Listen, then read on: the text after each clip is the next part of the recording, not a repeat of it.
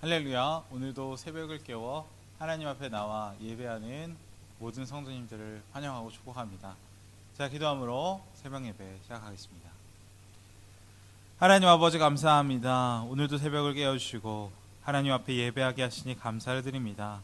이 시간 오직 주님만 바라보는 시간이 되게 하여 주시옵고 우리의 삶 속에 그 어느 것 하나도 주님의 은혜가 아닌 것 없사오니 이 시간 감사와 기쁨으로 예배하기 원합니다. 주님 홀로 영광 받아 주옵소서. 특별히 하나님, 오늘 예배가 신령과 신정을 돌려지는 영적인 제사가 되길 간절히 소망합니다.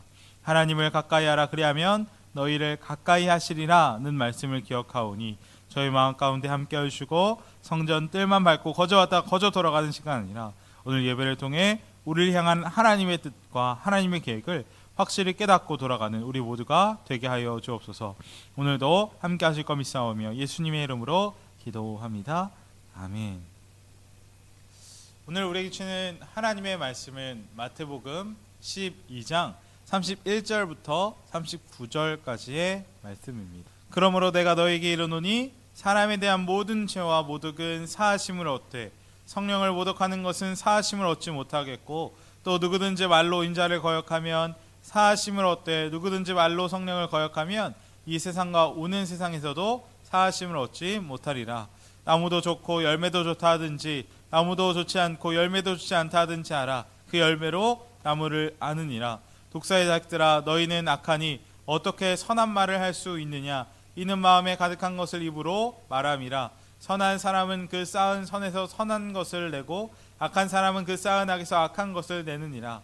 내가 너희에게 이르노니 사람이 무슨 무익한 말을 하든지 심판날에 이에 대하여 신문을 받으리니 내 말로 의롭다함을 받고 내 말로 정죄함을 받으리라. 그때 서기관과 바리새인 중 몇 사람이 말하되 선생님이여 우리에게 표적 보여주시기를 원하나이다. 예수께서 대답하여 이르시되 악하고 음란한 세대가 표적을 구하나 선지자 요나의 표적밖에는 보일 표적이 없느니라. 아멘. 오늘은 마태복음 12장의 말씀을 보며 함께 은혜를 나누겠습니다. 오늘 마태복음 12장은 총 4가지 단락으로 정리됩니다.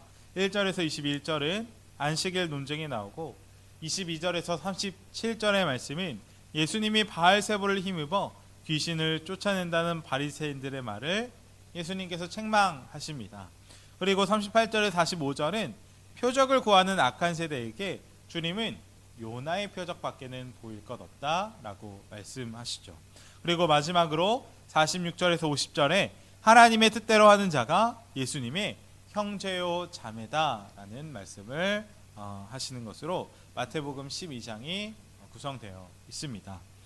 먼저 저희가 1절에서 21절 바리새인들과 예수님께서 논쟁하는 것을 보게 되면 안식일에 예수님의 제자들이 밀밭 사이로 지나가다가 그 밀을 까먹은 것을 가지고 바리새인들이 시비를 걸기 시작하였습니다.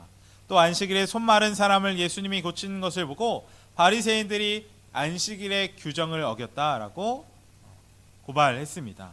그리고 그들의 말에 예수님은 다음과 같이 대답하셨죠. 인자가 안식일의 주인이라. 안식일에 선을 행하는 것이 옳으니라. 아멘. 주님은 바리새인들에게 어떤 것이 하나님 원하시는 본질인지 확실히 알려주시고 계시는 것입니다.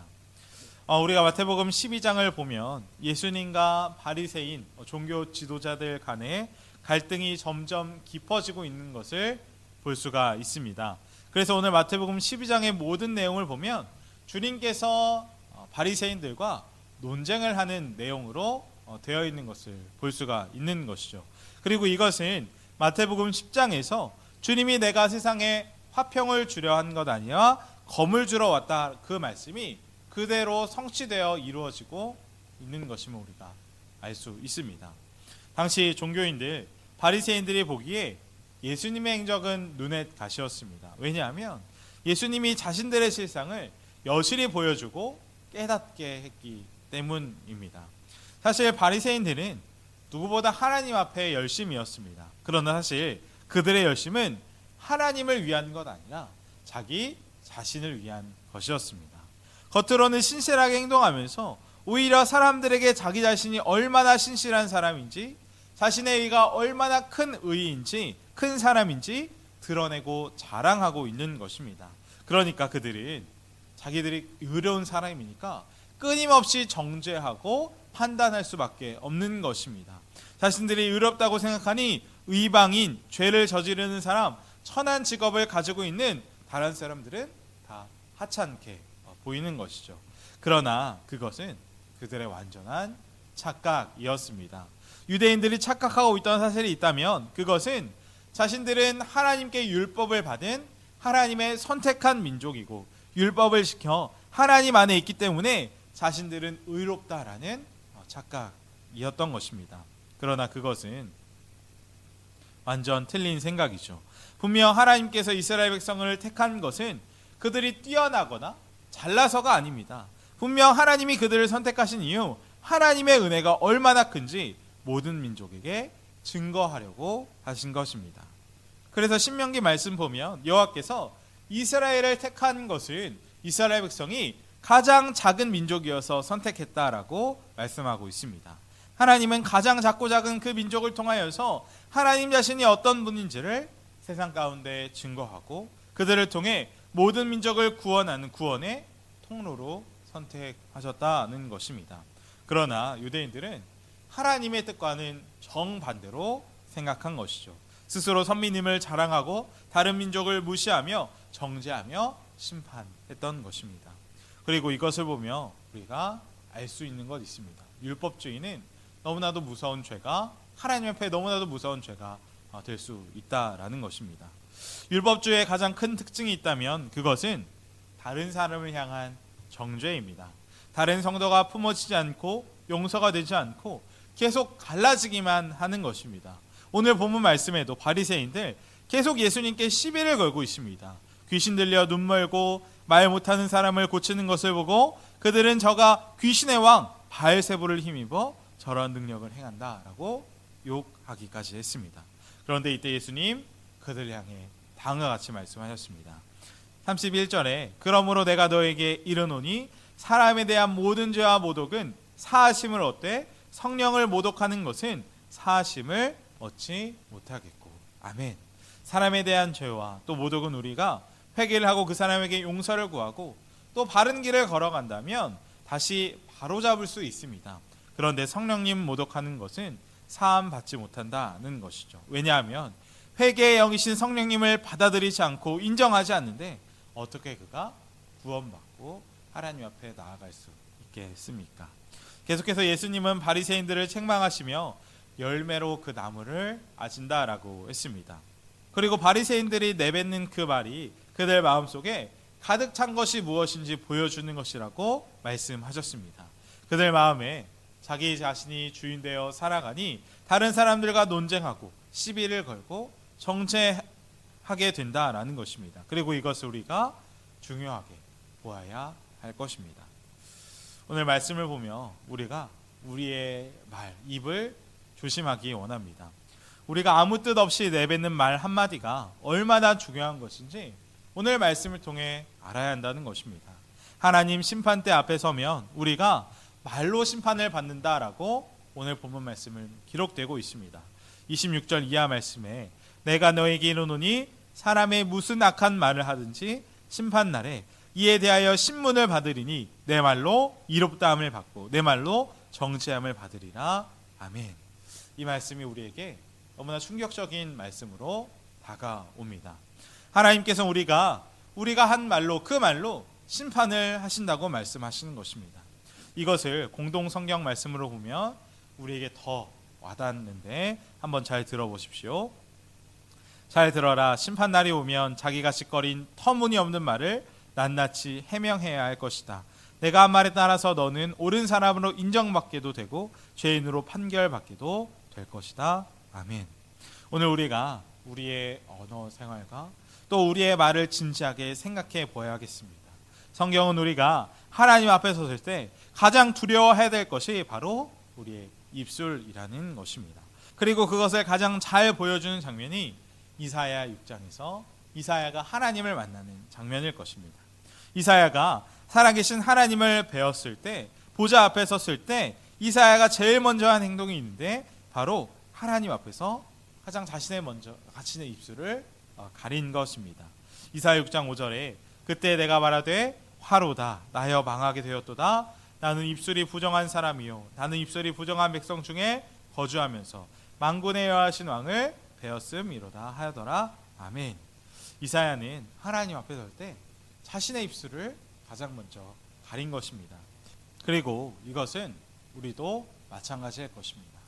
예수님도 바리새인들을 보며 바리새인들이 비난하고 정죄하고 교만한 그 모습을 보며 그들이 정말 심각한 죄로 여기십니다. 여러분, 왜 주님께서 우리의 말을 그렇게 보시는 것일까요? 그것은 우리가 내뱉는 말이 결국에는 우리의 생각이 무엇이며 우리의 마음에 가득 찬 것이 무엇인지 드러내는 것이기 때문이라고 하십니다. 34절 35절에 독사의 자식들아 너희는 악하니 어떻게 선한 말을 할 수 있느냐. 이는 마음에 가득한 것을 입으로 말함이라. 선한 사람은 그 쌓은 선에 선한 것을 내고 악한 사람은 그 쌓은 악에서 악한 것을 냅니다. 아멘. 마음에 주님이 정말 함께 하신 사람은 주님이 원하시는 말을 하게 되고, 주님이 아니라 자기가 왕으로 살아가는 사람은 악에서 악한 것을 낸다라는 것입니다. 우리가 분명 길을 가다가 어느 나무에 사과가 열렸으면 그 나무가 사과나무인 것을 알지 않습니까? 그것처럼 우리 입술에 우리의 말이 무엇인가에 따라 실은 그 사람이 어떤 사람인지, 마음에 누구를 모시고 살아가는지 알 수 있다라는 것입니다. 그러면서 주님은 33절에 나무도 좋고 열매도 좋다든지 나무도 좋지 않고 열매도 좋지 않다든지 알아 그 열매로 나무를 아느니라 라고 했습니다. 주님의 말씀은 우리의 거울 삼아 우리의 모습을 돌아보기 원합니다. 우리 삶 가운데 우리의 열매인 그 말, 어떤 열매를 맺어가고 계십니까? 누가 신앙생활을 잘한다 할 때 성실하게 하고 신실하게 하는 것, 모범적으로 하는 것 좋습니다. 그런데 함께 지내다 보니까 언뜻 내뱉는 말이 요즘 지친다, 힘들다, 그리고 마음에 괴롭다 이런 말이 계속 배어나온다면 그 사람은 지금 위태로운 사람인 것입니다. 마찬가지로 우리도 요즘 가장 우리가 많이 내뱉는 말이 무엇인가 한번 점검해 보아야 합니다. 왜냐하면 그것이 우리 마음의 현 주소이기 때문에 그렇습니다. 오늘 우리는 어떤 말을 하며 이 땅을 살아가십니까? 분명 내 마음에 가득한 것이 우리의 말로 나오는 것입니다. 그래서 말은 한마디 한마디가 강력한 영향력이 있습니다. 아침에 일어나서 가족들에게 내뱉는 그 한마디가 짧은 한 문장인데도 하루를 다 바꿔내는 것이죠. 어떤 말은 사람을 죽이기도 하고 어떤 말은 하루를 온전히 살려내기도 한다라는 것입니다. 우리가 성경을 보면 주님은 살리는 말을 하신 것을 볼 수가 있습니다. 삭개오야 내려오라, 따라 안심하라, 화요나 시므나 내가 복되도다, 여자여 내 믿음이 크도다, 내 소원대로 되리라. 아멘. 주님의 그 따뜻한 말씀이 사람들은 한 사람 한 사람 일으키시는 것입니다. 우리도 주님을 따라 그 생명의 말로 나아가야 할 것입니다. 거창한 말, 대단한 말 아닙니다. 괜찮아, 힘내, 주님이 함께 하셔, 기도해 줄게. 믿음의 말은 이웃을 살리고 그 말은 우리의 영혼도 살려냅니다. 우리가 한마디라도 그냥 내뱉으면 안 될 것입니다. 우리의 말로 인해 어떤 사람을 죽이기도 하고 살리기도 하는 역사가 일어나게 됩니다. 분명 왕이신 주님이 우리와 함께 하십니다. 그러니 예수님을 영접하고 마음에 모시면 반드시 나타나는 일이 우리 마음에 계신 예수 그리스도가 우리의 말로, 우리 행동으로 나타나게 된다는 것입니다. 우리가 이 일을 점검해야 합니다. 요즘 우리의 대화 가운데 우리는 어떤 것을 말하며 살아가십니까? 우리는 교회에서 설교 시간에 하나님의 이야기 많이 듣습니다. 찬양 시간에 주님을 찬양하기도 합니다. 기도 시간에는 하나님을 외치기도 하죠. 그러나 그 외 시간 어떠십니까? 우리 가정에서 성도들의 개개인의 만남의 자리에서 우리 마음에 가득한 것이 말로 나온다 하셨으니 사랑의 이야기가 우리 마음 가운데 나오고 계십니까? 예수님이 대화 주제가 되고 계십니까? 우리의 모든 삶 주님만 주목하며 살아갔으면 좋겠습니다. 특별히 오늘 본문의 주님, 음란한 세대가 표적을 구하나 선지자 요나의 표적밖에를 보일 표적이 없다라고 말씀하셨습니다. 이 선지자 요나의 표적이 무엇입니까? 요나가 큰 물고기 뱃속에 3일 동안 있었던 것처럼 예수님께서도 무덤에서 3일 있어야 되는 그 십자가밖에는 보일 표적이 없다라는 것입니다. 주님의 마음에는 그 구원사역 십자가가 가득했다라는 것이죠. 우리를 구원하셔야 될 그 사명이 가득했던 것입니다.